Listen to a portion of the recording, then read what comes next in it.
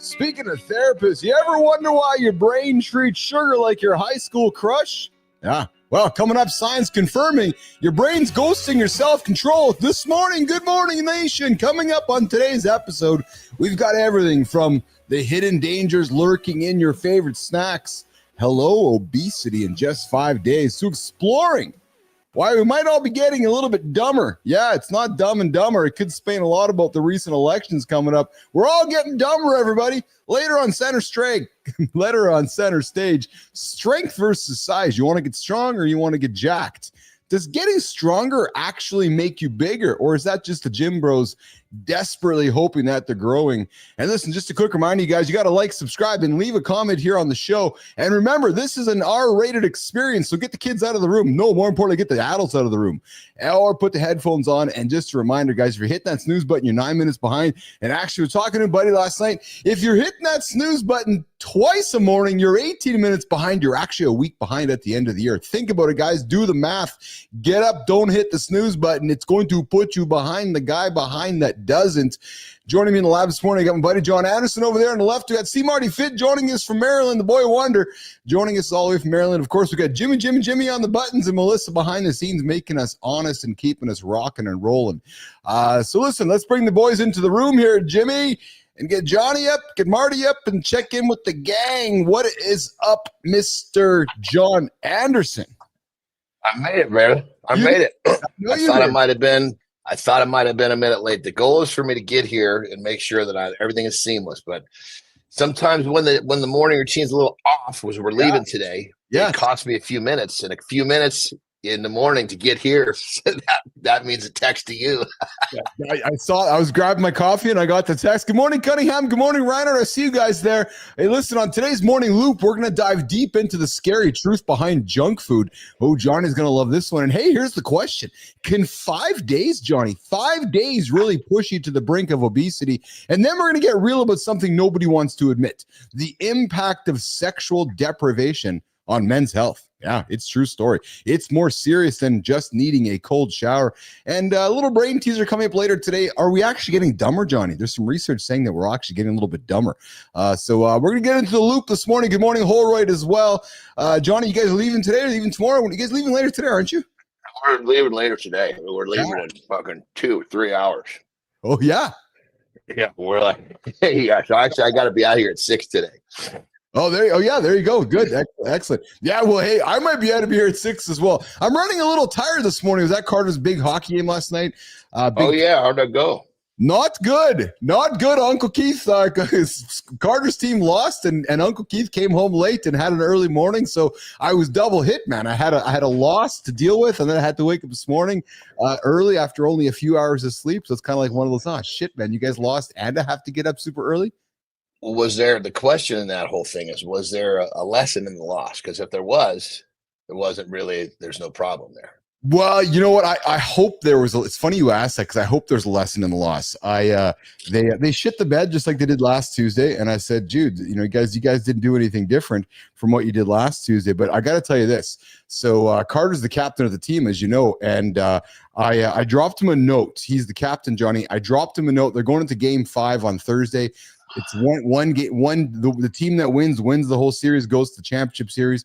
He's the captain, and I think you're going to like this. I sent him a text last night, and the text said this: embrace the responsibility. You've earned it. When we see responsibility as recognition of our abilities rather than a burden, it completely transforms how we approach challenges.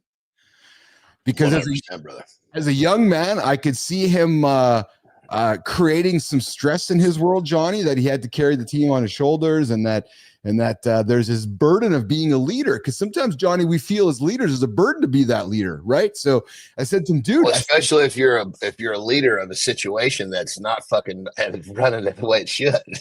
Exactly. So I said to him last night, I said, Carts, I says, embrace this opportunity. I said, there's nobody else right now that is leading their hockey team as an 18-year-old man who has a chance to win a championship. You're the guy. So don't take that as this, oh my God, I got to do it. Take it as fun, as an opportunity, as a challenge to go climb the mountain. All the positives behind it, So true. And you figure let's still flip the script. Let's say his team was like undefeated and they were fucking almost perfect. Yeah. Well, then he's got to carry that on his shoulders. That's right. You know, it's almost easier. It's almost easier to carry the weight of a sloppy, you know, still need to get your shit together because there's a lot of room for improvement. Yes. You know, so it's all about, I love what you said. It's all in the perspective because we can be stressed out about whatever side of the fence we choose to fucking stand on. We're always going to be stressing out. Yes. Well, it's the same thing. We know you invite somebody to change just to flip the script, right? You know, it's like we talk about going to the gym, Johnny. Oh, I got to go grind to go to the gym. No way, man. Grateful. Like, you know, I know I have some friends and family that sit in wheelchairs that can't go to the gym like you can. So I don't know about you, but I'm grateful to go for a walk on the treadmill. I'm grateful to go pitch the bench press. I'm grateful to go and do some squats because I know folks that can't. Not a grind for me. Not a grind for me. Good morning, Saul. We're not talking the Bible this morning. We talk business, athletics, performance, lifestyle, a bunch of great things to help you guys get your ass out of bed and get moving along with the day here. We got a bunch of great things to get into this morning. Here we go. I got this one here, which is pretty funny. Johnny, have you noticed that it's becoming harder to focus, think clearly, or solve problems? Today, we're going to dive deep into a surprising phenomenon that's kind of emerging around us. And maybe it has to do with AI. I don't know. But the sharp decline in human intelligence. Oh, ironically enough, we have Marty joining the show at this point. Dude, I don't even need to hear what you're going to say. I mean, you take all of this fucking social media electronics and you shorten our attention span down to about 5 fucking seconds. And you wonder why the human race is getting more dense. Well, you know what? I mean, I was one of the originators of having that fucking 5-second attention span. I had to work to make it 6 and then 7 and then 8. The population is going the wrong fucking way from social media. I was one of the originators of it. What's going on, Chris Martin, the boy wonder from Maryland? How are you, pal? I'm great, baby. What's up, baby? Yeah, that's good. That's good. Listen, apparently, recent studies indicate a troubling drop of 3 to 9 IQ points since 2010. This decline affects all age groups and includes diminished abilities in reasoning, concentration, and problem solving. And major studies have confirmed that these alarming trends noted in the situation worsened during the pandemic due to educational disruptions. The bottom line is, guys, we're getting dumber. I don't see how that's not so fucking clear with the way that we live our lives now versus even 10 years ago. That's why I had to throw those out here and laugh about it with you guys, because I don't see humans getting any smarter anytime in the next 10 years or 20 years. Now, let's just say that we're comparing our current society with all the electronics and all the shit that we have to some sort of a society B who was actually like truly contained in the wilderness. Yes. Right? Yes. Those people would be developing. That's it. That makes sense because they're focused on bettering their lives in what matters. Yes. So their brain's like a computer constantly fucking logging. You know, maybe they learned something about how to fucking kill a squirrel today, blah, blah, blah. Well, when we learn about, you know, what fucking Susie Lee is fucking posting on her shit from, oh, look what she's wearing yesterday. There's no gain there. Yes, we're obtaining a piece of information, but it doesn't help us. Well, Adam Holroyd's got the comment of the day. He's bang on.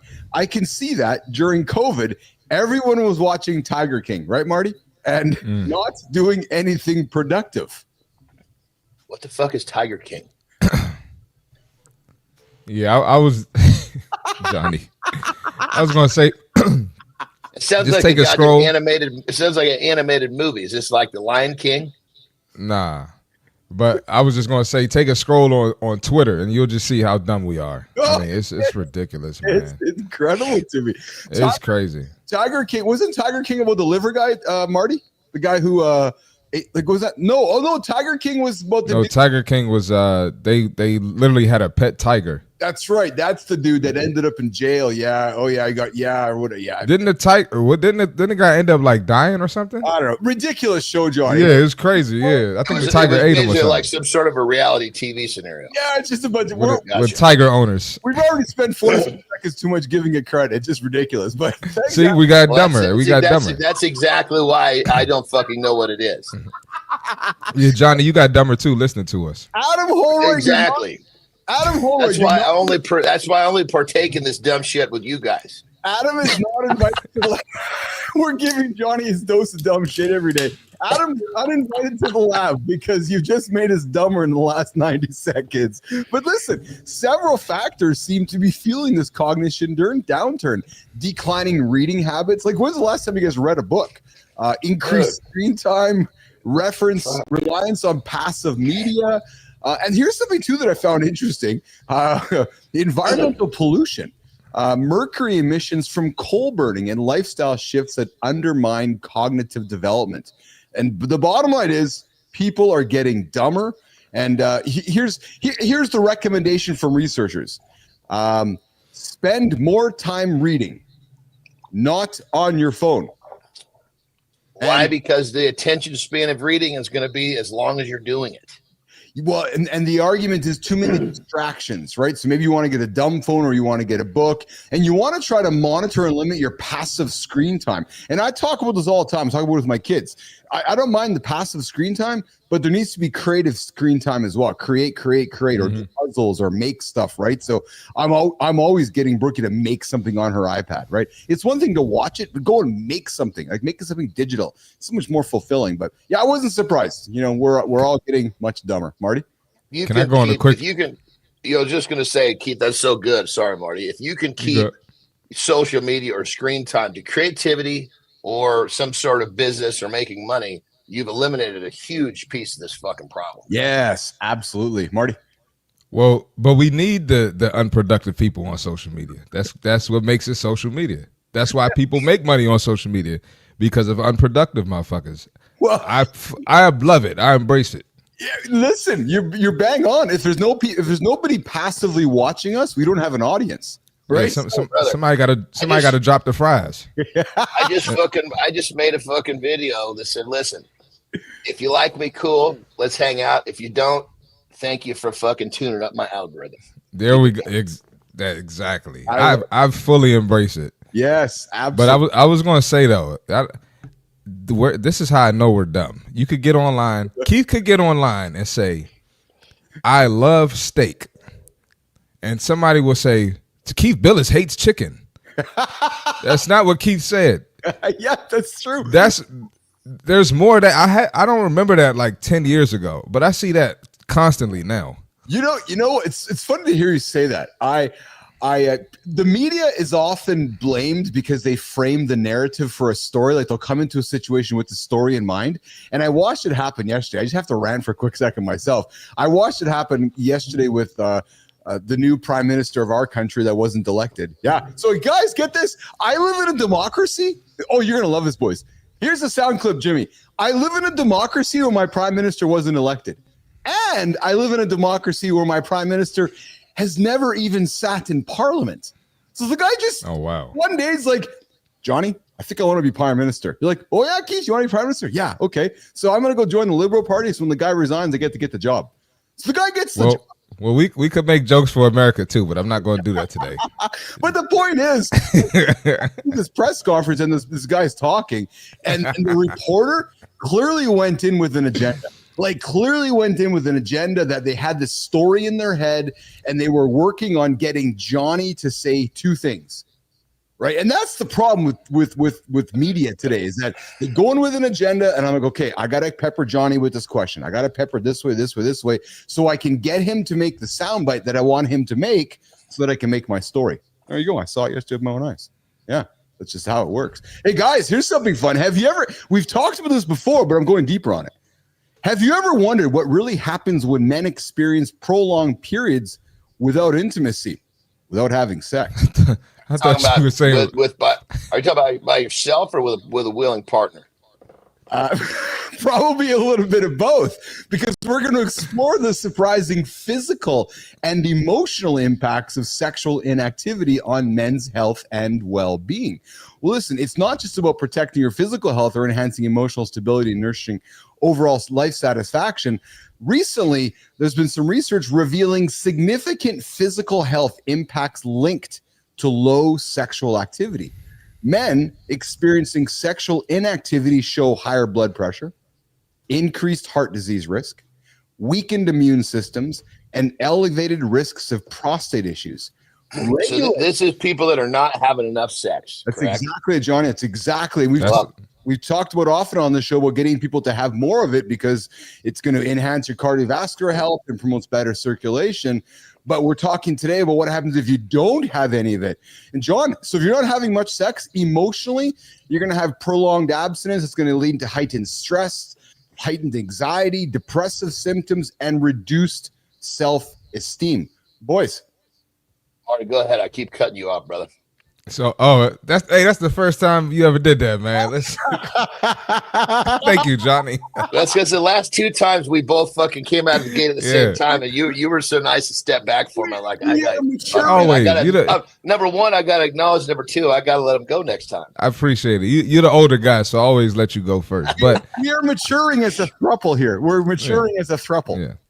I was just gonna say, man, you know when a guy ain't got none in a while. Yes, you do. You're uptight. You're super petty. Like, it's no way you just got some buns last night and you acting like this today, man.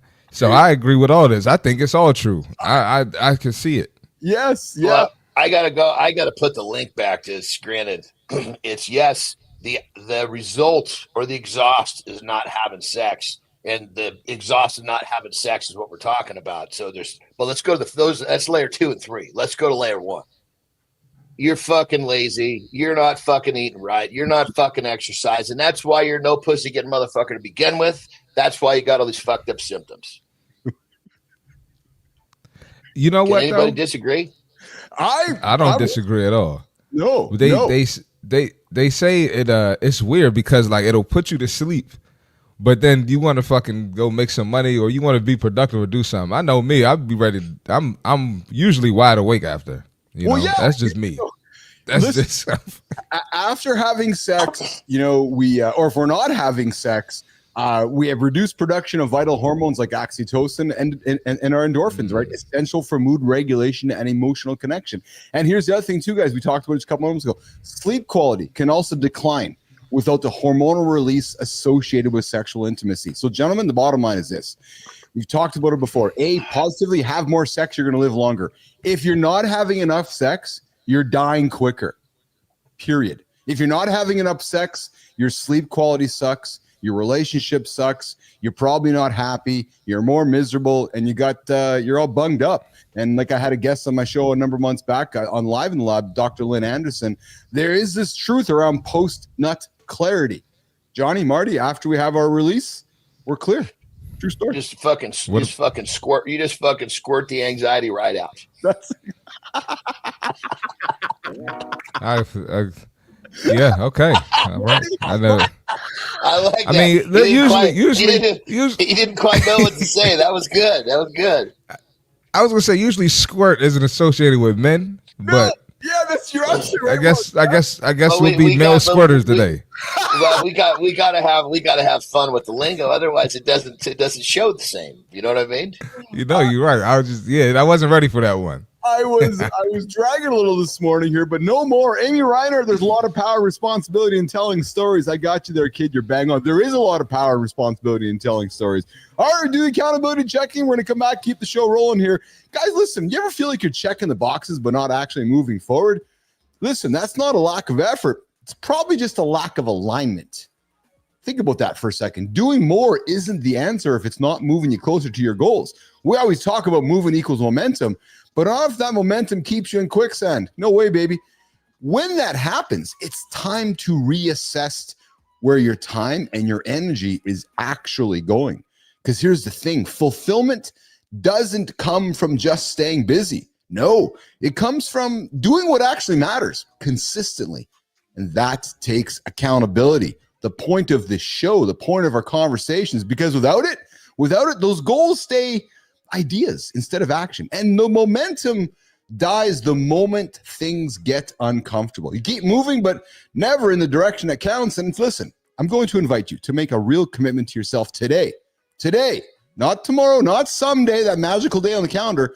But listen, set a bold, no bullshit goal that actually excites you. What is it? Even if it's just getting a release today, whatever that is, but set that goal and show up for it. Ideally, you show up for it daily. You'll live longer. No excuses. Lean into the discomfort. That's where the growth goes. Because when resistance shows up, and it's going to push you through it. You're going to stay in it, and you're going to own the process. Listen, guys, the life you want, I had this conversation with Carter last night. The life you want, the championship you want is not going to happen by accident. It's not going to be built by chance. It's built by what you commit to daily. So I invite you, show up, grab that goal, and get after it. Get after it. That's the accountability check-in this morning on Mornings in Lab with Keith and Friends. There you go, boys. All right, so I want to move into our center stage topic, and this is a good one with the boys here that I was been eager to have with them for a while, and I'm going to set it up with Jon and Marty, my two gym brothers here. Guys, have you? And we're going the topic today is around strength versus size. Does getting stronger actually make you bigger? And there's a difference there. Have you ever wondered why some people seem incredibly strong without having massive muscles, while others look impressively muscular but don't match that in strength? Today, I want to explore the fascinating relationship between strength gains and muscle size, uncovering the truths behind what really drives the muscle growth.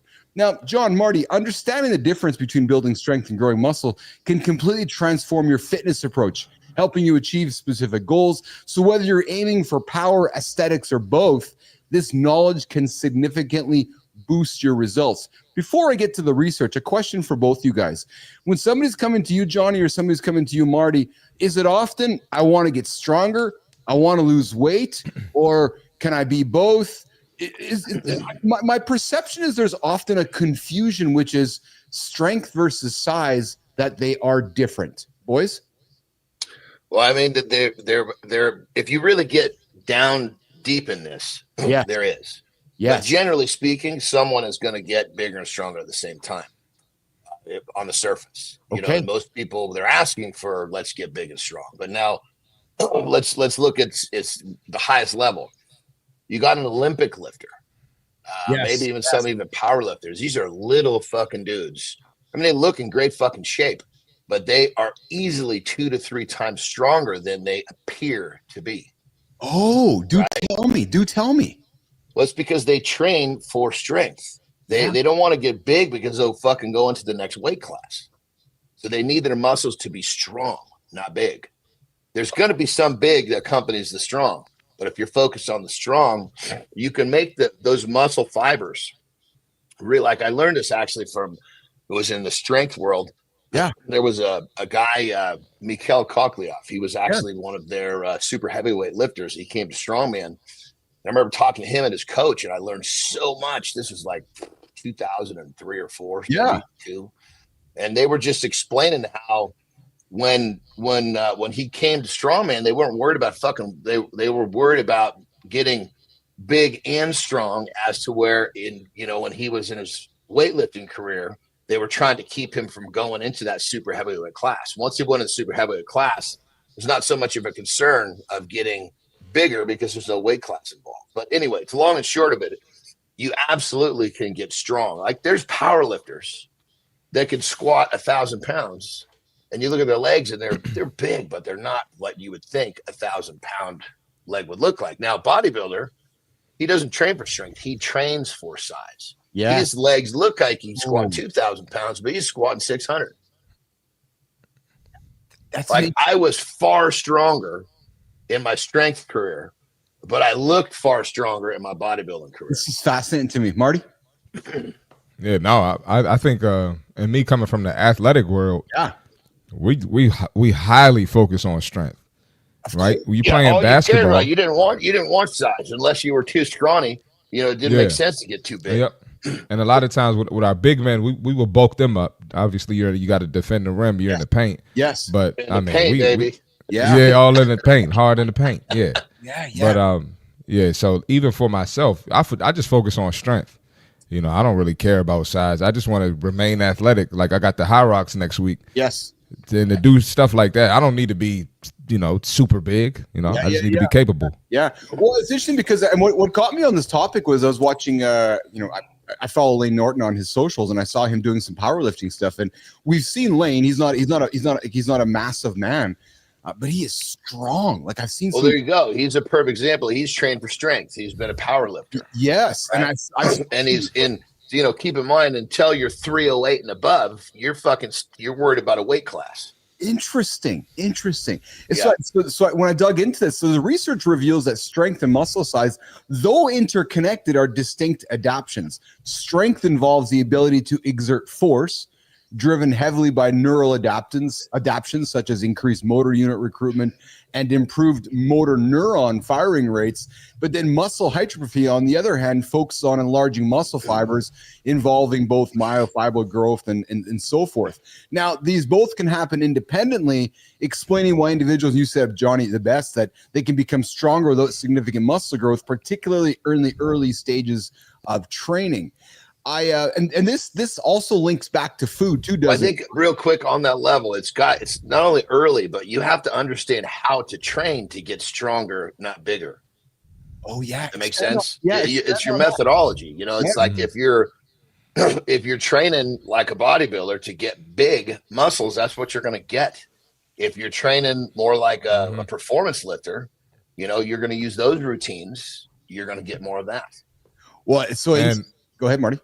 I was going to just say when your body will adapt to what you put it through. So when you're training for strength, right? A lot of people think like, oh, I'm not big enough to lift that. I'm not big enough to lift that. It's like, no, you can work up to lift that weight. So your body's going to adapt to whatever you put it through. Yeah. Johnny, is this a generic statement for me to make, or is there some truth with what I'm going to say next?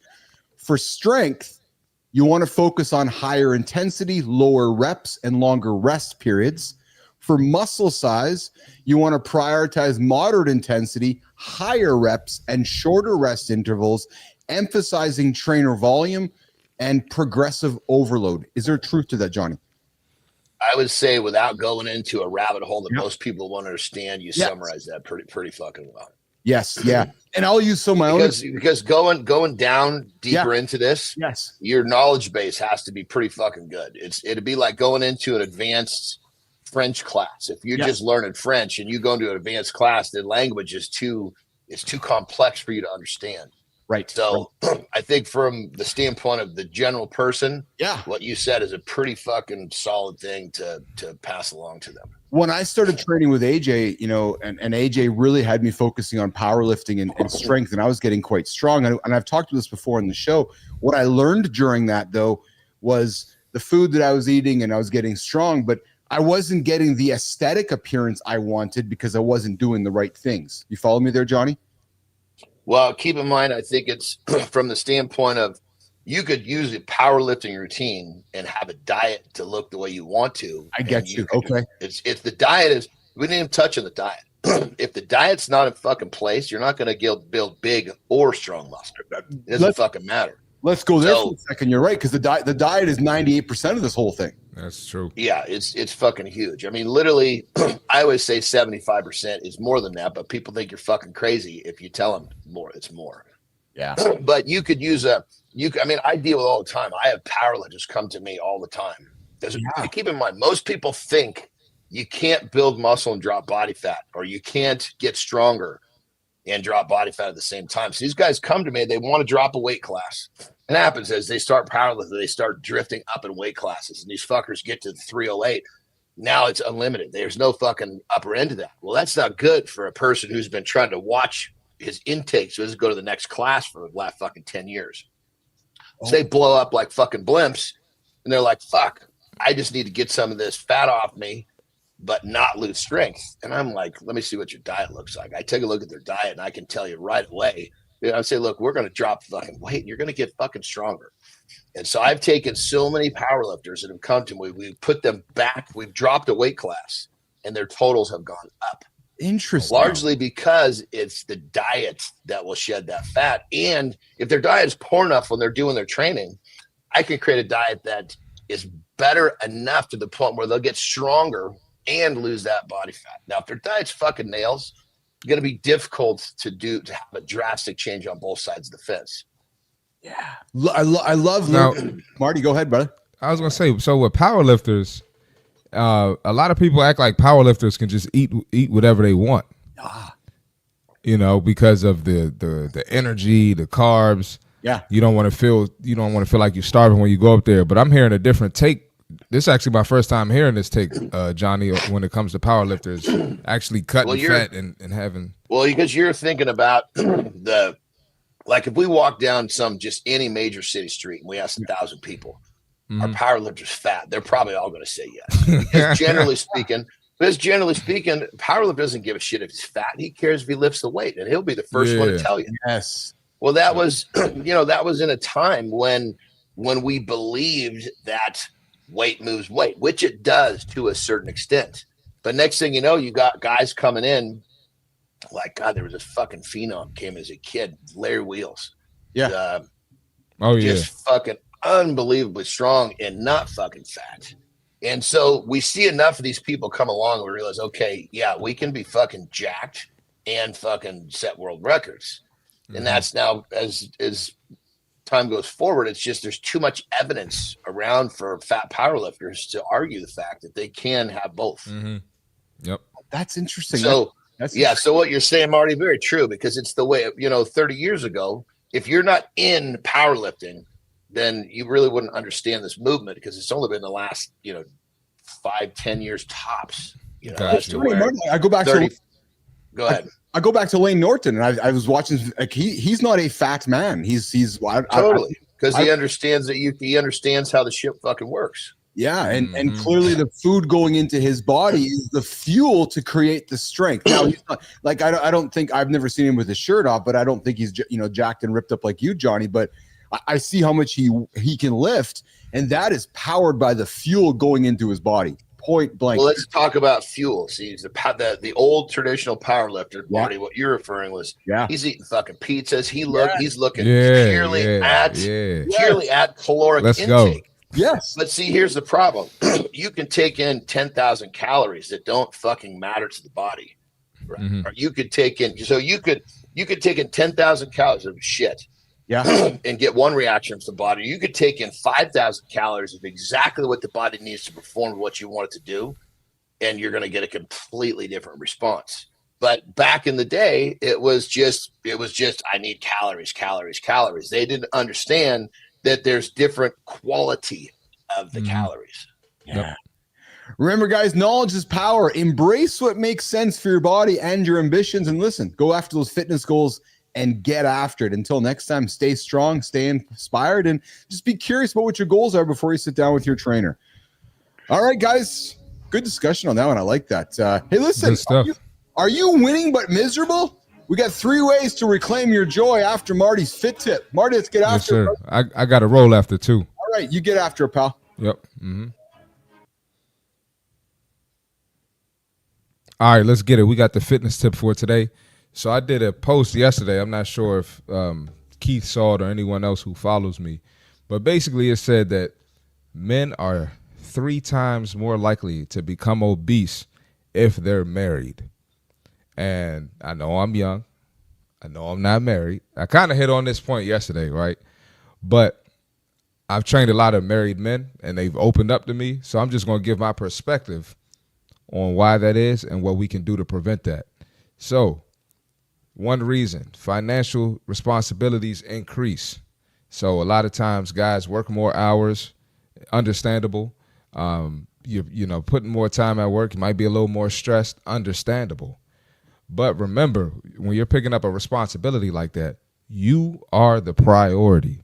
You have to take care of yourself so you can be productive, so you can make those hours count, right? You don't want to pick up hours and be shitty at work, not getting more sales. What good is that? And when you're doing that, you still have to watch what you eat, right? You don't have to get fast food. Prepare your meals earlier. And you might even have to work out early in the morning before your day gets chaotic, right? Before things happen with the kids, before your wife's asking you to do this or that, run errands, do this and that, all right? There's never a reason to let yourself go. And it's okay to fall down. It's not okay to stay down, right? We got to make something happen to get out of that. And a lot of guys say, well, I don't play sports anymore. You know, my wife loves me like I am. I'm sure she loves you. But what good is the money, right? What good is having your wife love you and your kids love you if you aren't the best version of yourself, right? I'm sure your wife and your kids don't want you to not be super dad, right? I'm sure they will want you to become better. So don't let yourself go. There's never an excuse for that. Fitness, health, prioritizing yourself is always going to win. Cut out the bullshit excuses, and let's change that stat. And let's keep getting this work in. That's the fitness tip for today. Until the hot guy comes into her DMs on Instagram. See, I didn't want to go there. I didn't want to go there. I didn't want to go there. I mean, a good partner, good wife's going to love you no matter how fucking pathetic you let yourself get. Don't do it for her. Do it for your fucking self. Of course. Have some fucking self-respect. Yeah. Yeah, it's so true, man. I always laugh at Marty's comment there. Yeah, if you're not taking care of your wife, there's the hot guy or the hot girl in DM. They're literally just a DM behind you. Yeah. Sitting in the old IG. Did you see my post yesterday? I did, and I was actually glad you brought it up here today. Yeah. Before you go, it's hard to disagree with that. I think that couples get fat together, they get skinny together, or they stay healthy together. I've seen them go opposite ways together 100%, too. 100%. And you can see it as part of a relationship kind of lifestyle too, right? Where a couple is, eager and energetic in the early stages, and as life goes on, they get a little bloated, and then it's like the reset moment. The other come talk to one of you two guys, trainers, going, Johnny, my husband and I are fat, or Marty, the wife comes, he says, the husband, my wife and I are fat. We need to get some help, and it's like a cycle, isn't it? It's just like this cycle that we all go through in life. That's it. Yeah. Yeah, it's actually a blessing if they both want to do it at the same time. It is a blessing. Yes, it is. All right, Marty. I know now, hold up, Keith. I may or may not be doing the wives post today. Oh, yes, you are going to do the wives. They're going to get me. Yeah. Check out Marty's Instagram. Go find C Marty on Instagram. Check out this show. We'll give you guys some stuff to have some fun with. Marty, have a great day, brother. We'll see you in less than 24. Yes, sir. I'll be here. All right, pal. Have a good look, brother. See you too. All right. So, Johnny, I know you're going to relate to this one. I think we both can relate to this one. Our big topic here for today is, are you winning but miserable? Guys are waking up today, Johnny. I know guys are coming to you going, John, I'm waking up. I'm feeling fat. I got a gut. I got all this money in the bank, but I'm still miserable. I'm not really happy. I don't know where to find my joy. And guys, have you ever chased success relentlessly, only to arrive and find yourself strangely empty? Today, we're going to unpack this idea of the high achiever's paradox, that puzzling feeling when success doesn't translate into true fulfillment. And Johnny, understanding why success sometimes leaves us unsatisfied is crucial, because it allows us to reclaim genuine joy and create a life that is as fulfilling as it is successful. Before I get into some of the comments here, have you had guys come to you that are like, yeah, I'm full, but I'm pretty damn empty inside? Well, I think what it comes down to is people tend to miss the idea or the concept that your joy is basically today. What are you doing today? Enjoying what you're doing today, even if they're tasks. You can look at things from a different side of the perspective. Yes. Where, God damn it, I don't want to do that, or this is going to be a challenge. Let's see how good we can do this. Yeah. But joy, there's multiple levels, of course, but the foundation is: are you living your day, your loop, your day-to-day life in a way where you feel like you've made progress? Because a human being needs to feel like they've made progress in some way, shape, or form to be fulfilled. Yes. So happiness is more of like a reaction, right? God, that went really well. I'm happy, right? Yeah. Joy is fine. Joy is like finding that thing in your day, your minute, your second, your hour of this is fucking cool, man. And so I think people they really don't understand that to begin with. So they're looking in the wrong spot. I mean, if we're looking for a fucking Eskimo and we're in the goddamn Sahara Desert, we're not going to find one.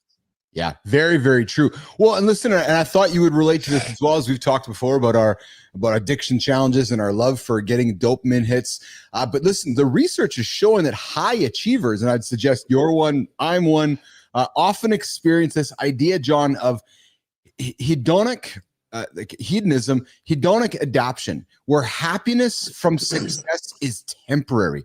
And I've shared it with you myself here, went through the idea of selling the company and, had all the accolades and going through the process, and you sign the paperwork, sign the contracts, looking great, all the money's there. So if the idea is it happens on the Friday, you wake up on Monday going, really? Like that's done? And high achievers frequently battle perfectionism and self-criticism, fueling dissatisfaction. And then, John, then you add societal pressures and comparisons amplified by social media continually contribute significantly to men feeling inadequate amongst their peers. Right. And then they have lifestyle imbalances, chronic stress, neglected personal relationships that are all commonly lead to burnout amongst this class of humans that are very, very ambitious.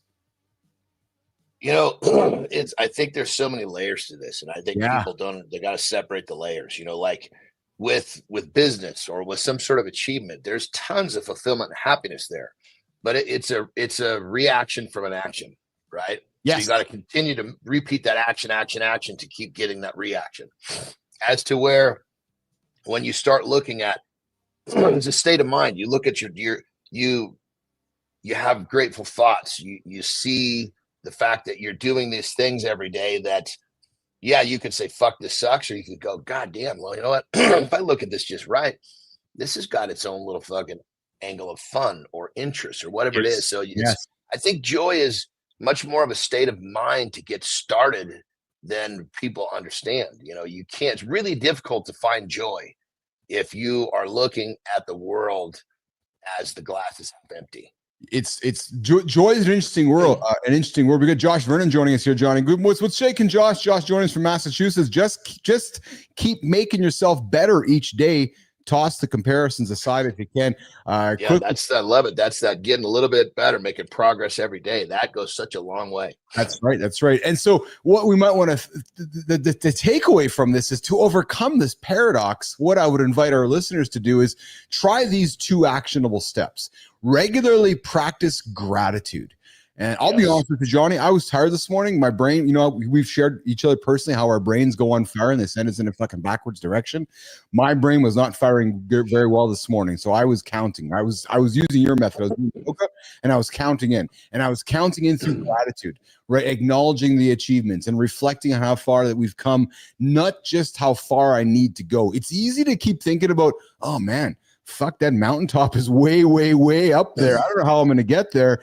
And we don't often enough look behind us to look how far we've actually come in life.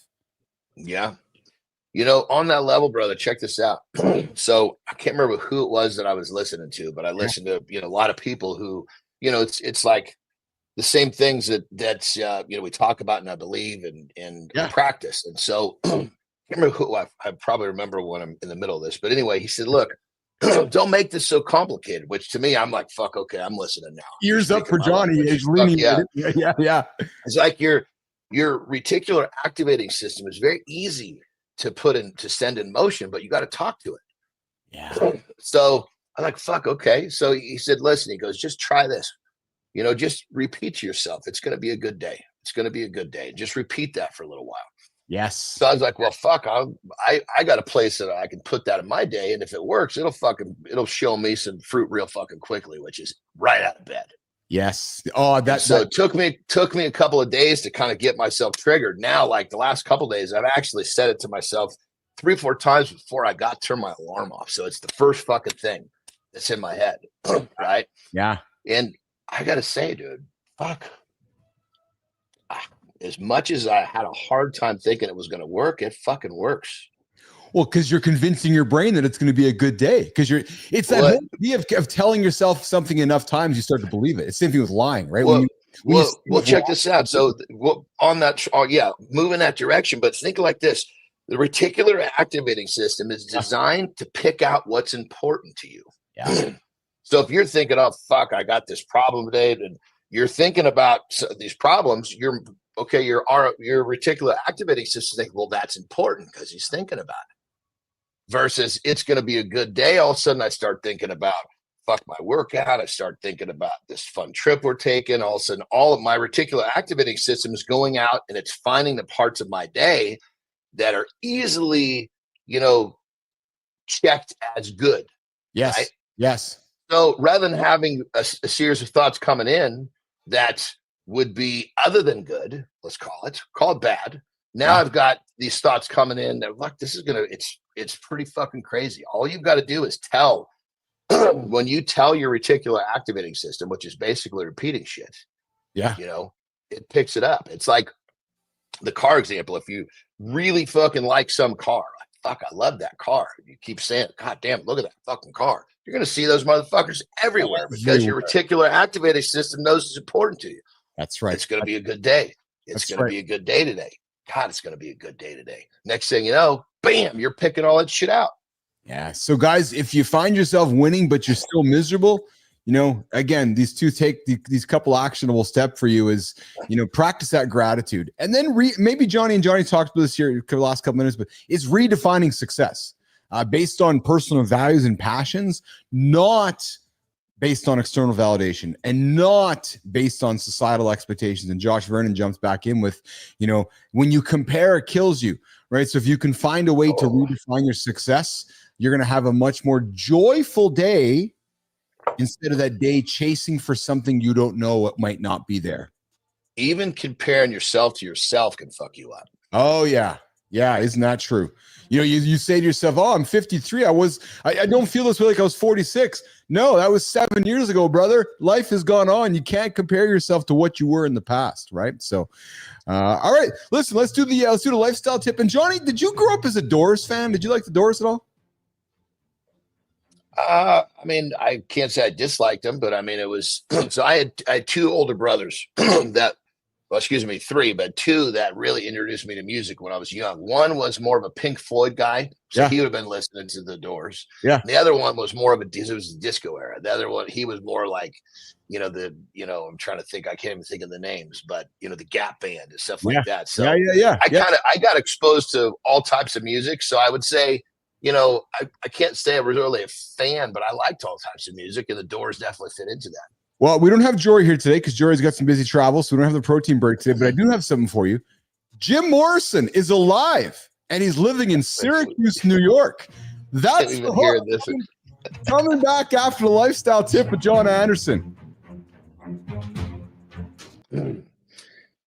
If someone said, here is $10 million, but if you take this money, you can't wake up tomorrow, would you take it? Of course you wouldn't.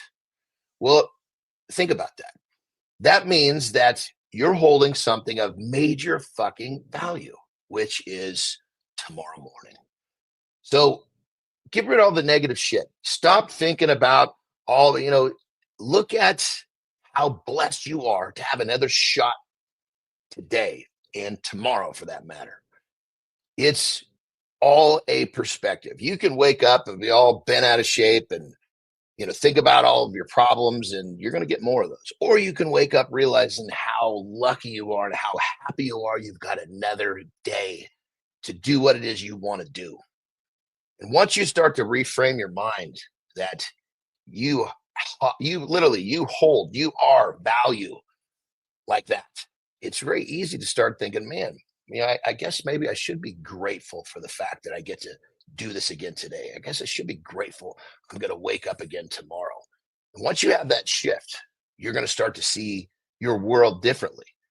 You won't see problems, you'll see opportunities. And once you start to look at the world through this perspective or this set of goggles, it's going to change. So remember, you are valuable. And the fact that you get to wake up again tomorrow, be grateful. Tomorrow, be grateful. There you go. Jon Andersen, lifestyle tip of the day. All right, we're coming up here at the 51-minute mark of the hour here. Mornings and Alive with Keith and Friends. Myself, Jon Andersen, C. Marty Fit, getting it after every single day here, 8 o'clock Eastern time on YouTube, LinkedIn, and X. The only live morning show for men. Our reason is to get out of bed to help you guys get out of bed and hit those big audacious goals. Hey, Johnny, before I get into my big Jim Morrison topic, I had somebody say to me last night something that was really kind of struck me. We've been really leaning into this idea of owning the conversation around snooze and how the 9 minutes just sets everybody behind by 2.5 days. Well, this fellow says to me last night, and I think he's absolutely right. In my experience from talking to folks and just through my own life, I wonder how many people actually only hit the snooze button once. So if you think about it, if somebody hits the snooze button twice, if you're a fucking snoozer, you're not doing it once. I know. So think about this, man, because the math adds up.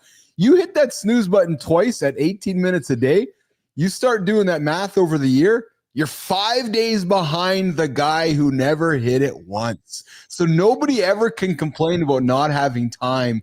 And here's the thing, too, I love about the idea of snooze, right, is that it's such a useless waste of time, those 9 minutes or 18 minutes where you're literally wasting the time. You're not resting. You're not in REM sleep. You're not accomplishing anything moving forward. You're just literally snoozing, wasting time. And yes, you're wasting time. So love it. So agree. But what you're also doing, you're chipping away at your fucking discipline, yes, your self-esteem, all that self-empowerment is fucking slipping away second by second when you lay there knowing that you should be on your fucking feet.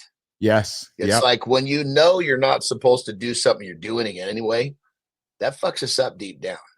Yes. Listen, I was tired this morning. I'll admit, I was tired this morning. Alarm went off just before 4. I looked at it. My brain was all foggy and I was like, oh, time to get up. And I didn't hit snooze because I know my responsibilities and obligations, but I know how it feels when the brain's telling. And you and I had this conversation 2 weeks ago when Terry wasn't sleeping and you're like, okay, I want to hit snooze, but I got to get up because that's what you do. Right. And once you get up and get moving, that movement creates momentum. So that's a promise to myself that I must keep every day. That's exactly it. All right. I'll make the decision the night before. Yes. Okay. Yes. I'm going to move my alarm. Yes. I'm not hitting the fucking snooze on whatever time I'm choosing to get up. Yes. All right, I got one last one, big one before we rock and roll out of here. Speaking of rock and roll, could one of rock history's most legendary figures, Jim Morrison, really be alive? Today, we're going to unpack this explosive claim from the controversial new Apple TV Plus documentary Before the End, Searching for Jim Morrison, that suggests, Johnny, that Morrison didn't actually die in Paris in 1971, but might be living a quiet life as a maintenance worker named Frank in Syracuse, New York. Initial thought. I mean, I've heard a lot of this. I've heard a lot of this talk over the years, and I mean, honestly, it'd just be fucking interesting to hear, some reality because it's become such a topic of, everybody. This thing's been swirling around for fucking decades. Well, I've never really gotten into it, so I'm very curious to see some real information. And you and me both. I haven't really got into it either, but I will admit that it's fascinating. And why does this theory captivate us? Understanding our fascination with celebrity mysteries can give insight. Like yesterday, they released the JFK files, right? And it gives insight into our cultural obsession with fame, identity, and this allure of starting over. Well, this documentary drops over the weekend here, and the series highlights some striking evidence, John, that Frank, allegedly Morrison, has physical marks matching Morrison's facial features and emotional reactions from former close acquaintances that were shown on the series. So coupled with historical skepticism about his death and absent autopsy, the documentary revives decades-old conspiracy theories surrounding the iconic frontman. Now, here's what got me thinking, and I was having the conversation last night, Johnny. And I'm not going to be here to perpetuate anything from the conspiracy side of things, but what if it was true? Why do we always have to assume that somebody did not want to take on a different identity? And listen, if you have the means financially, emotionally, and just the ability to do it, maybe some folks do that. And maybe there's some truth to that, John. Well, I think if people would fucking worry about themselves, they wouldn't be so worried about other people.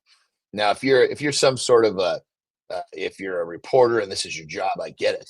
But it's remember when Michael Jackson died? There was, he's not really dead. Jesus Christ. Yes. What the fuck, man. This happened 3 days ago. I'm done thinking about it already. Why the fuck are you talking to me about him?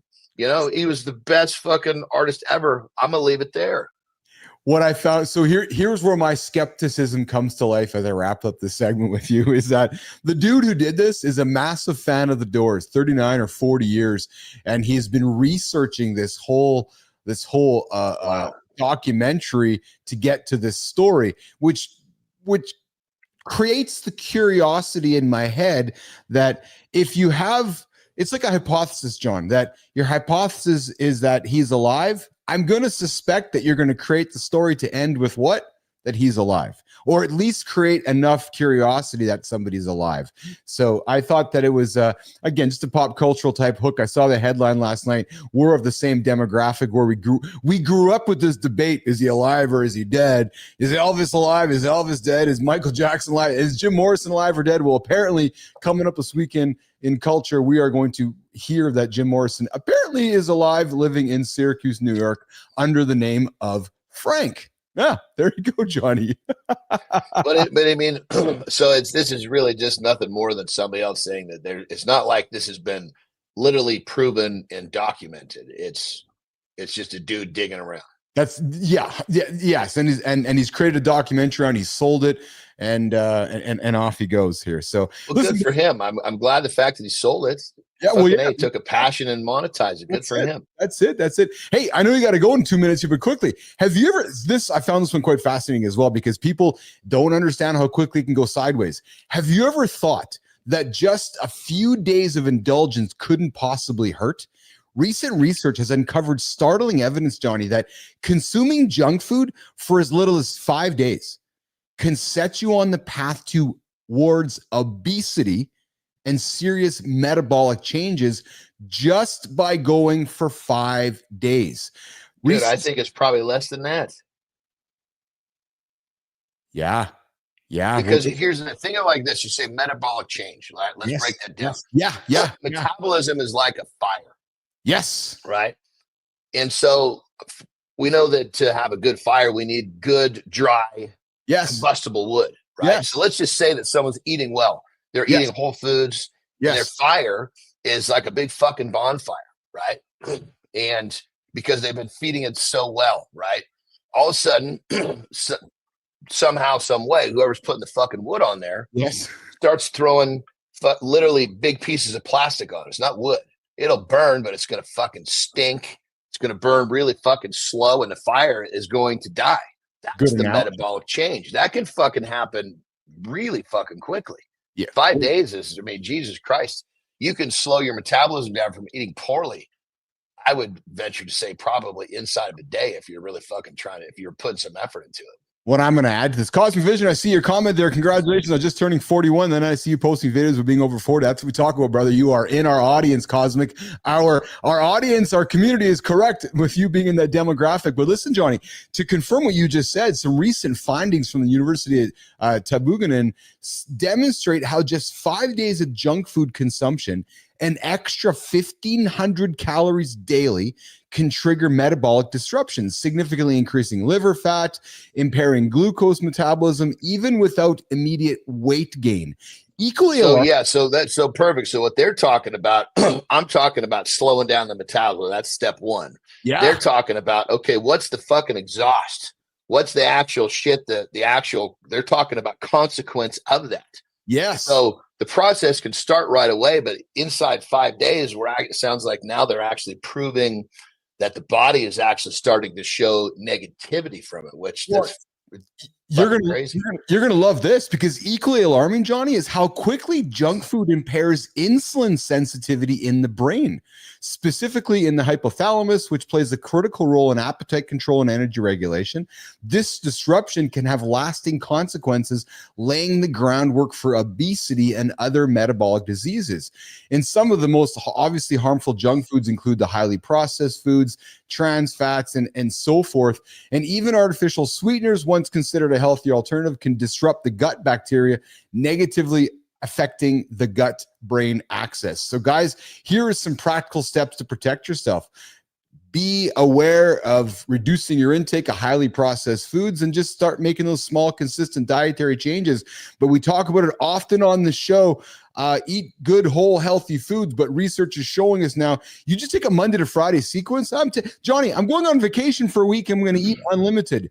There's a good chance you're going to come back from that vacation going down a very wrong path, not knowing how to turn around.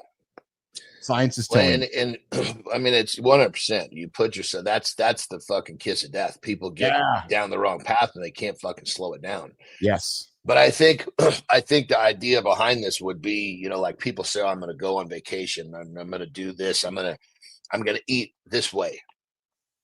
Well, if you've truly learned a way of eating that works for you and you feel really fucking good, you sleep really fucking good, you're fucking happier. Once you experience this, you won't say, I'm going to go eat what I want anymore, because you understand that it's going to take all of what I just described away. And the food that you're eating is not worth losing that higher level of fucking consciousness, that higher vibration. Yeah. Yeah. But the problem is people don't fucking know how bad they feel till they finally feel good. Well, and that's what's interesting, right? Is this idea of feelings, right? And when you're feeling, you know, because we get so addicted to the feeling of the dopamine rush when we have the chocolate bar or we crush all the crappy food. And I've been one of them through my lifetime. I know Johnny has as well, that it takes us some effort and time to recognize that, okay, I'm not going to have a chocolate bar I'm not going to have crap food for a number of days. I'm only whole foods. Oh my God, I'm feeling much better. I'm feeling more energy. It's a whole different feeling that if you've never felt it before, you don't even know how to describe it, frankly. And you know, the crazy part about it, brother, it's proven through science that the dopamine fucking hit comes before you do the deed. Yeah. So you do the deed, you're not getting any more of what you want. You got that dopamine hit just thinking about it.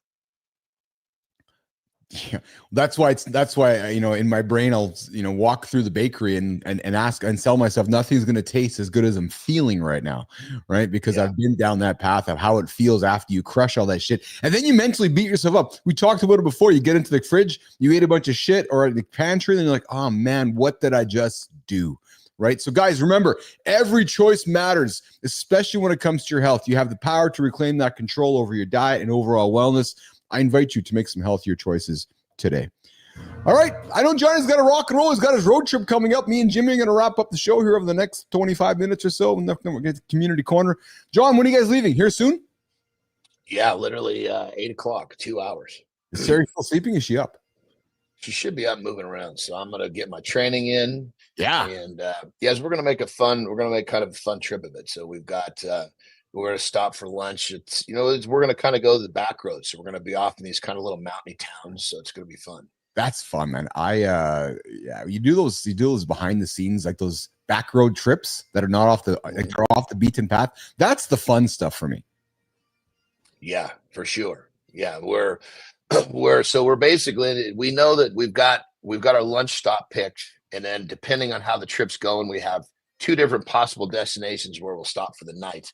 But it's really based on how we're feeling. So it's kind of nice in the fact that we're just kind of fucking cruising. Do you have Airbnbs or do you have some motels hooked up along the way? You know, Terry takes care of all that. So I don't know. Oh, there you go. Actually, I know for sure we don't have anything because we don't know where we're going to stop. Oh, I love it. Just the passenger, You're just driving. Well, listen, you drive carefully. Say hello to that lovely bride of yours, and we'll look forward to connecting with you in less than 24 for tomorrow's loop, the Thursday loop. Mornings Alive with Keith and friends. Be safe, my brother. You got it, brother. All right. Loop. All right, you take care. Johnny's out of here, guys. We're going to reset the show for you guys here. Mornings Alive with Keith and friends here. All right, come back on hour 2. Guys, top of the hour, the first hour of the show, we got into a bunch of big things. We talked about the hidden costs of sexual inactivity, what men need to know. Guys, the truth of the matter is this. If you're not having sex, you're getting unhealthy pretty damn fast. Yep, true story. I invite you to go back and listen to the top of the hour. Have sex, guys. Have sex, live longer, period. Simple. John likes to simplify things. We also talked about, we just wrapped up our segment here on 5 days to obesity, the hidden dangers of junk food. You're starting on a couple days eating some crappy food. 1 day goes to 2, 2 days goes to 3, 4 days goes to 5. You're going on vacation for a week or 2 weeks. You're just crushing food. Science is showing that increase in calories over that period of time is making you fat, making you obese. So I'd invite you to reconsider those. I'm just going to go all in for a week, or I'm just going to go all in for a couple weeks while I'm on vacation and eat whatever I want. It might be making you not feel like you want to feel. We also got into, we kicked the show off with the question. The question was this: are we getting dumber? Are we getting dumber? The surprising global decline in human intelligence. Humans are getting dumber. They did some research. Our IQs have gone down almost by 8 basis points since 2020. And we're just getting dumber, folks. Less reasoning, less time reading. And the reality is we're probably not getting any smarter as the world of AI wraps its arms around us. So get your books out. Get your iPads out to create instead of consume. Do things to stimulate the old brain so that we can keep getting smart humans here on the planet, because we're all getting dumber. I also asked Johnny the question at the end of the first hour was, is Jim Morrison alive? Apparently, there's a series coming out this weekend on Apple TV where there might be rock history's one of our most legendary figures might be alive. Yeah, living in New York in Syracuse as Frank. Why would he choose the name Frank, Jimmy? Producer Jimmy, why would he choose the name Frank? Like, I guess if you're coming from that era, back in the 60s and so forth, and you're choosing a name, Frank might be the name you're choosing. So if Jim Morrison is still alive, he apparently is named Frank as a maintenance worker hanging out in Syracuse, New York. John and Marty, myself, we crushed the topic on strength versus size. Does getting stronger actually make you bigger? And we talked about how powerlifters might not necessarily be the most jacked guys, but they're certainly very, very strong. And there are definitely differences between strength and size. And as you're going through your journey in life, when you're talking to your trainer, you might want to be specific with what your goals are so that you're not worried about whether you're getting fat, strong, or getting jacked aesthetically. And then we leaned into our big topic this morning, but are you winning, but are you miserable? 3 ways to reclaim their joy. Adam says, if I faked my death, I'd change my name to Chuck. Chuck Holroyd joining us this morning here. I'm curious, Adam, why you'd choose Chuck as the name if you faked it. And listen, here's the thing, Adam. I was just talking with this last night with somebody. Like, why wouldn't you? Not you, but why? The question rhetorically is, if you had all the money in the world and the world has become kind of a pain in the ass, like, let's just do a game of pretend. Let's pretend that, I don't know, let's pick a name out of a hat. Drake. Drake's got all the money. He's, for the last year and a half, he's been dragged under the coals by Kendrick. He's been in this rap battle, and, half the world's against the guy now and half the world's still his fan. Well, listen, or you're Justin Bieber. You're like, I just want to get away from everything. Why not fake your death? Why not move to an island? Why not get a little plastic surgery and make some facial appearances and change your body? And I guess why not? Right? If we have, Epstein Island where a bunch of crazy shit happened over there that nobody knows about and everybody just brushes under the rug, why could it not be as easy to go and fake your death and be somebody else and live somewhere else and start a whole new life? I gotta think, Holroyd, I gotta think it happens in the world perhaps more often than we think. We talk witness protection programs and so forth, but it makes me curious. Just because somebody says that they're dead, are they? Are they actually dead?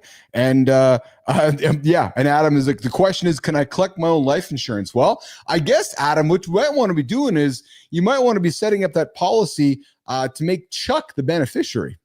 There you go. If you make Chuck the beneficiary, you might get a chance to get that money. We did lean into, are you winning but miserable? 3 ways to reclaim joy. Before we get into that, I got to tell you guys something. So I know that when you go to TV studios that they have all these monitors in front of them. There's one thing that I'm learning, and not going to gross you guys out, but as I'm talking, obviously, like particles and spit and everything just comes out of our mouth. Well, man, I got to tell you, the stuff that gets in front of you that's just covered with Keith's DNA is quite incredible to me, actually. I can only imagine what TV studios from around the world and radio studios from around the world have inside of them. But listen, are you winning but miserable? 3 ways to reclaim joy was the big topic we got into this morning as well. I was that dude I had some joy in life of winning, but still deep down miserable, right? Go and sell the business, go and have a lot of fun. You wake up the next day still feeling empty. We had a big conversation with myself and John about these feelings of how to find joy. There's key there, the word joy, wrapped in gratitude and wrapped in happiness and self-joy. Joy is something that we need to create for ourselves. We had that conversation earlier on the show as well. And that brings us to a couple topics that I want to wrap up here and reload it here, Jimmy, before we get to the community corner. I found another one here, which is you want 10 more years. Do you want 10 more years on your life? Why not? Hey, I was having a conversation with somebody here. I was a good time who did the death clock, I think it was. But science says your daily habits matter more than your genes and not your Levi's. And listen, have you ever wondered how long you'll actually live? Well, recent studies have flipped the script on longevity. And it turns out that your daily choices have a much bigger say than your DNA. Today, I want to dive deep into the science-backed insights that reveal just how significantly your habits shape your lifespan. For the longest time, we always think it's my genes. I'm dying because it's my genes. Well, listen, understanding that lifestyle choices drastically outweigh genetics when it comes to longevity is not just enlightening, baby, it's empowering. With just a few simple changes, you can add years, even a decade, to your life. That's if you're not snoozing. Everything I tell you goes out the window if you're going to snooze twice a day, let alone once a day. You do that, you're not adding decades to your life. You're walking decades off your life as you snooze your life away. But listen, recently, research highlights a fascinating fact. Only about 2% of lifestyle variation is due to genetics, whereas lifestyle and environmental choices and factors account for about 17%. So here are the essential habits that we want to focus on so that we actually, frankly, can live longer in life. Because I think that is our ambition, is that we all want to live longer. I haven't met somebody lately who wants to live not longer, but I'm gonna repeat myself, but there's some truth in this. Maintain that healthy diet, rich in whole grains, nuts, fruits, and reduced processed foods. Yeah, baby. Engage in consistent, moderate exercise. I was listening to a show with Lauren here a couple of days ago, and there's a doctor on the show, and he's like, I think what's the recommendation? 30 minutes a day or 150 minutes a week? And I'm just gonna say this, really, yeah, 30 minutes isn't enough, you guys. We got to get moving. We got to get moving. You got to engage in. If you're only doing 150 minutes a week, you're doing the bare minimum. I'm just going to put it out there. Get your ass up, get moving, go for a walk, lift some heavy things up, put them down, right? If you're hitting the snooze button twice a day, there's 20 minutes there for you to get something done. Maintain that healthy body weight. I'm not talking aesthetics, I'm not talking strength, I'm talking healthy body weight for you. Practice moderation in alcohol consumption. I'll invite you to consider this. Cut it out altogether. There's no good in alcohol consumption. Boom. And prioritize quality sleep, which alone, that prioritizing quality sleep alone can extend your lifespan by 5 years or more. So maybe tonight you go to bed 30 minutes earlier, maybe 25 minutes earlier, maybe 45 minutes earlier. And then maybe next week you go to bed a little bit longer. These little tricks are going to increase your lifespan. And then, guys, the one that kills us all quietly building the cortisol in our body is managing stress effectively through mindfulness, meditation, and strong social connections. So if you're serious about increasing your lifespan, here's your starting point. Diet upgrade. And tonight, try to go to bed a little earlier. Set that alarm telling you when to go to bed, and it all starts today. It all starts not someday. It all starts today. And listen, I've said it time and time again on the show, and I'm going to repeat it again. If you find yourself falling off the wagon, I give you permission to get back up. That's the point. When you fall off, we often go, I've fallen off. I'm done now. No, get up. It's okay to begin again. Nobody's judging you. This is a safe space to get back up and try again, right? As long as you're trying, as long as you're putting in the effort, that tells me, that tells John, that tells Marty, that tells our community that you're serious about increasing the quality of life So I would invite you, if you fall, get back up. We got you. We got you here in the lab. All right, there you go. There's our topic on getting 10 more years to your life. And then the last one I wanted to get done here and reloaded, Jimmy, was cracking the code. Why your brain can't resist sugar. Yeah. And you know what? Do you ever ask yourself this? Jimmy, do you ever ask yourself this? I know sometimes I do too. Why does sugar seem so irresistible? Oh my God, you're like, oh, I need to have some sugar, right? Today, we're going to deep dive into the science behind those sugar cravings, exploring how your brain, your hormones, and your habits, baby, team up to keep you reaching for sweets even when you know better. Have you guys picked up on some themes here in the show? I hope you have, because let me just lay it out there. What's the most important thing for a high quality of life? Good habits. And here's the thing. I was having this conversation with somebody a couple of days ago. The reason that we see so many quick hits being sold in the fitness and wellness industry, because people can't sell boredom. There's no magic pill, nation. There's no magic pill, Jimmy. There's no magic pill to any of this. It's good habits. And listen, we've had this conversation before about GLP drugs and Ozempic and so forth. I know they work. I know they help people get to better places. And that makes me happy. If it makes somebody happy to get them to a better place, it's great. What I have troubles with is that it's not teaching good habits. So if you're taking those enhancement drugs, but you're still crushing the Reese's peanut butter cups and the chocolate nibs and everything you're eating, I don't know if it's teaching you a good habit to move your life forward. So I would really encourage you guys to focus on the idea of good habits. But why does sugar seem so irresistible? Well, it's powerful. And knowing what's happening inside can empower you to take control, make healthy choices, and finally break free from the sugar cycle. And I got to think, Jimmy, I know Johnny struggles with sugar. I know I struggle with sugar. It's a thing. It's absolutely a motherfucking thing. And the research is showing that sugar cravings aren't simply a matter of willpower. And we know that. They're driven by your brain's reward system. Yeah. And if you're just tuning in and hearing this for the first time, it's true. When that sugar hits that tongue, just think about it, right? Close your eyes and think about it, how it feels. You hit it, boom, the dopamine just floods your brain. It just floods it. I just know how it feels, triggering that rush of pleasure that's remarkably similar to addictive substances like cocaine. Yes, no coincidence that sugar's white, cocaine's white. They look kind of the same. No coincidence at all. Your brain's like, oh yeah, I want to do some of that. Oh yeah, I want to do some of that. Put that fucking sugar in your mouth, and you're both just your brain's going, woo, baby. Well, listen, the studies have discovered the gut-brain connection, signaling through the vagus nerve, influencing your mood and craving. Plus, combining sugar with fat, you've heard Johnny talk about this before, or sugar, fat, some sodium. Think donuts, think ice cream. Oh, baby. Here's what's happening right now. As I'm talking to you and as you're hearing this, that dopamine in your brain's going, oh, give it to me, give it to me, give it to me, give it to me. It's creating that surge even more powerful than the sugar alone, making those treats that you love especially addictive. So do this. Say to yourself, yeah, I'm going to have some treats for 5 days. Oh, baby, you are going down a bad, bad path. You're going to crush treats for 5 days. Your dopamine's going to surge for your brain.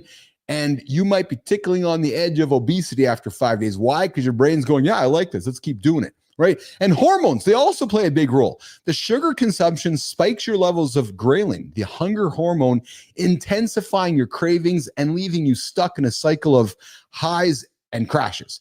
So from an evolutionary perspective, sugar was rare and energy rich, making it something our brains still instinctively crave. So you're sitting back there going, Keith, this is great. You're telling me not to eat sugar. I fucking love sugar. I love sugar. How do I break the cycle? I'm going to give you 2 powerful science-backed steps that you can take away. First, you've heard us talk about this often on the show to a point of repetitive ad nauseum, but there is so much truth into this. And I believe that if we talk about it enough, it's going to help you. First, guys, here's the thing. Listen in, ears up. Add protein. Add protein and fiber to every meal. It's going to help stabilize your blood sugar, reducing those sudden cravings. And then secondly, and this is the one that old Uncle Keith has to work on, practice mindful eating. Ask yourself, Am I truly hungry right now? Or am I reaching for the sugar? Am I standing in front of the pantry, or am I standing in front of the fridge because I'm stressed, or because I'm bored, or because I'm emotional? That simple pause, you've heard about, if you ever talk about it, Johnny talks about it. That simple pause can significantly cut down your sugar intake. So think about this.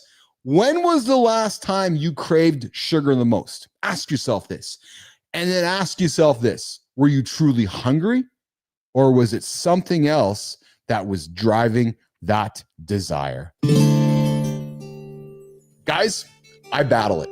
Battle it daily. I battle it daily. Drop it in the chat. What's your go-to strategy when your sugar cravings are striking? What is it? Do you just stop eating it altogether? Do you go for the salt? What do you do?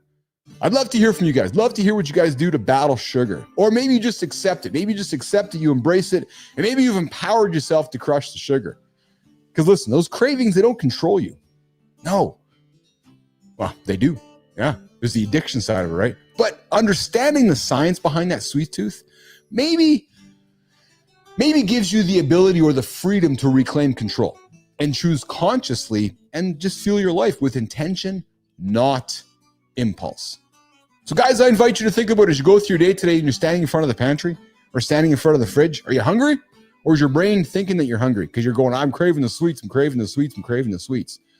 And listen, if you're crushing sweets for a couple of days, don't get the 5. You get the 5 going down backwards. Yep. True story. All right, Jimmy, there we go, man. Woo! It's pretty good. A couple good segments there. I think it was relevant information for you guys.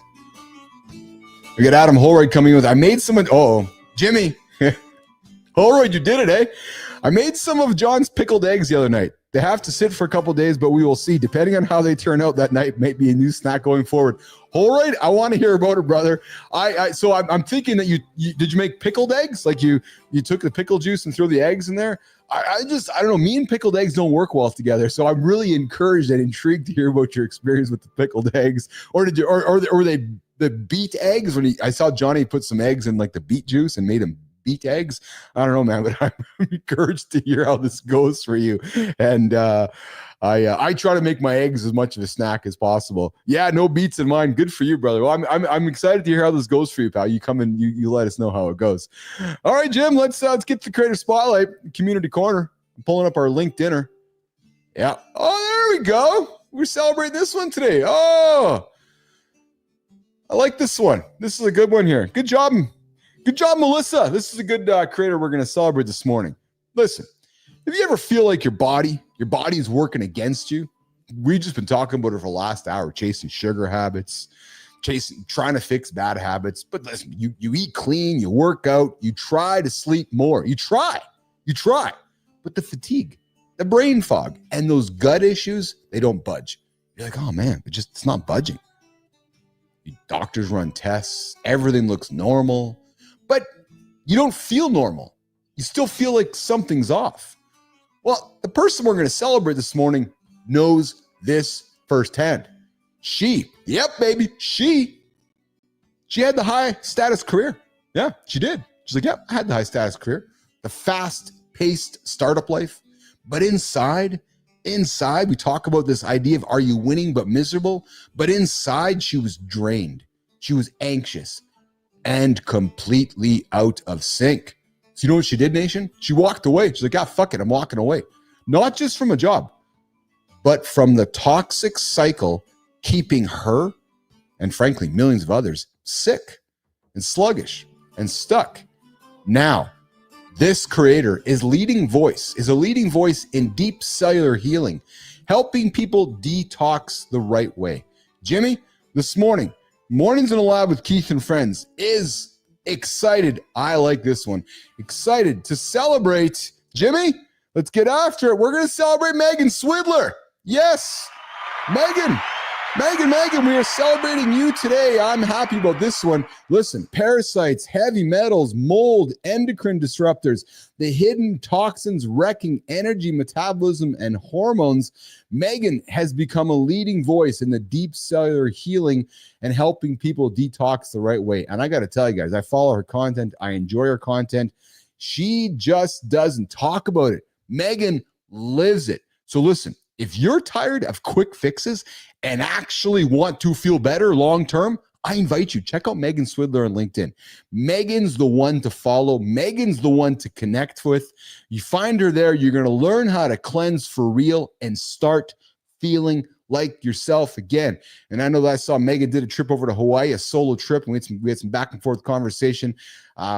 Megan, love your content, love your message, love what you are putting out there, and now would love to have you on my show. Why? Because I believe there's somebody in your circle, somebody in your orbit that can utilize your positive message, our positive message, where I can hand you the Mornings in the Lab Creator Spotlight, and you can shine it on somebody in your circle so we can continue to pay that forward.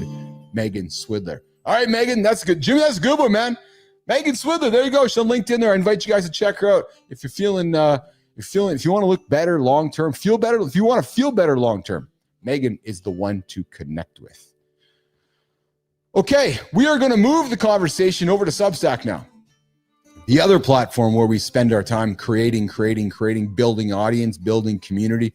And over here, the fellow we're going to talk, Jimmy, the fellow. Now we talked about the female on the other one. We're talking about the fellow. And listen, some people write to share their thoughts. Others write to make things happen. A single idea on the page that turns into a movement, a moment of reflection that becomes a business, a raw, unfiltered story that sparks a conversation that changes lives. That's what happens when this fellow writes. In 2016, he wrote about mental health. 5 years later, this dude built Sanctus, a company that reshaped workplace mental health in the UK. Then, Business Athlete Nation, he turned his attention to regional development. The result, 100 businesses launched and a global community built. This morning, Mornings in the Lab with Keith and Friends is really excited to celebrate a creator on the Substack platform, and his name is James Routledge. What's up, James? We're celebrating you today, my friend. Listen, James is writing about men, masculinity, grief, and baby loss, which is why we're celebrating here in the lab here. And where is this going to take him next? Even if he doesn't know, but history says somewhere big. James doesn't write to impress. He writes to move himself, like his readers and the world around him. If you want writing that makes you stop, think, and feel, follow James Routledge on Substack. Because when he writes, things don't just sit on the page. They move. They come to you. I invite you. Check out his Substack. You're going to enjoy the content that James Routledge is putting out. And James, here's how it works, my brother. We would love to have you on the show. I know there's somebody in your audience, somebody in your community that you admire and respect, and would love to take the Mornings in the Lab spotlight and shine them on them. So we pay it forward. We invite you to the lab so you can take that light and shine it forward into somebody else's world. All right, James, that's how it works, my brother. Okay, there we go. There you go, Jimmy, 90 minutes. Look at that, right on the nose there, man. Wow. Didn't think that was happening today. But we got ourselves a good groove here. Okay, it's time to get out of here. It's the Wednesday reset. We all know how Uncle Keith's week works. Monday, Tuesday, strength, cardio. Wednesday, yoga, cardio. Thursday, Friday, strength, cardio. Saturday, long bike ride. Sunday, rest, recover, yoga. And then Mondays and Fridays, get the old runs in. So today, just doing some yoga. Yeah, I got my yoga and got my cardio. I'm going to go back for a walk here when we're done the show. And then we're going to get behind the desk and get a bunch of work done to get the rest of the week ready. Speaking of the rest of the week, Jimmy, I'm looking at, let me take a look here.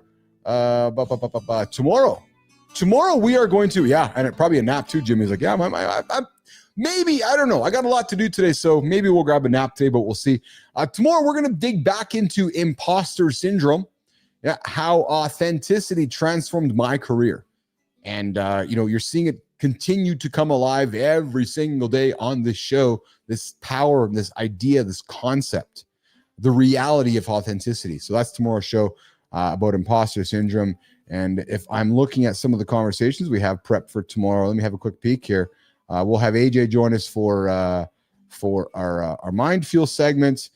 But other than that, we're gonna have a bunch of things to talk about that I'm clearly not ready yet for here. So, oh yeah, there we go. Let me see here. Tomorrow we're gonna talk. Oh yeah, tomorrow I think our plan is to talk about secret fantasies that women rarely share. Jimmy, yeah, bring that one up. Today we talked about guys got to have more sex to live longer. Well, listen, tomorrow, fantasies that women rarely share. And listen, why are more men choosing genital enhancements? Jimmy, there's more guys than ever getting their junk made bigger. Like I need to have a bigger package. Genital enhancements on the rise in North America. We're going to talk about that tomorrow as well. Why? Why not? I'm curious. Why the hell are men going to get their packages made bigger? And then, of course, I got a couple things with Jeff Bezos tomorrow I want to talk about on the center stage. Unlocking your hidden potential. Bezos' secrets to discovering your strength. And I read a piece of material that he dropped yesterday. His last piece he dropped as the CEO of Amazon with his shareholders. And it was just wrapped in an idea of the world is going to continuously try to make you normal. The world is going to continuously try to make you typical. But success comes from those that are atypical. Success comes from those that are not normal. So as much as the world continues to create homogeneity and move us in a direction of just all be the same, those that fight that, according to Bezos, are the ones that change the world. We're going to talk about that tomorrow as well. Okay, Jimmy. I'm going to segue to this here. Oh, no, not that one. No, I'm going to go to, no, not that one. I'm going to go to this one. Yeah, there we go, there. All right. So here's the sound effects that walk us out of the lab. We can head down the stairs on behalf of myself, Keith Billis, Jon Andersen, who's doing his road trip today with Tara, C. Marty Fit, the boy wonder in Maryland, producer Jimmy, Melissa behind the scenes, Adam, Jeremy, Amy, Lauren, Josh, Cosmic, Saul, Billy Sasquatch. Yeah. I appreciate all of you guys joining me this morning, Morning's Labs with Keith and Friends. And hey, listen, if you're listening in but didn't get in the comments, I invite you. Nobody bites. Come give us a comment. Come drop us a line. Come say hello. And you can find me on LinkedIn, where I'm living my life over on the LinkedIn platform. You can find me on X. You can find me on Instagram. You can find me on YouTube. If you haven't subscribed, I invite you. Subscribe, like, tell your friends about the greatest morning show for men, Morning to the Lab with Keith and Friends, 8 o'clock Eastern time, right here on LinkedIn, YouTube, and X. It's time to go. We'll see you guys tomorrow, 8 o'clock Eastern time, right here. See you guys.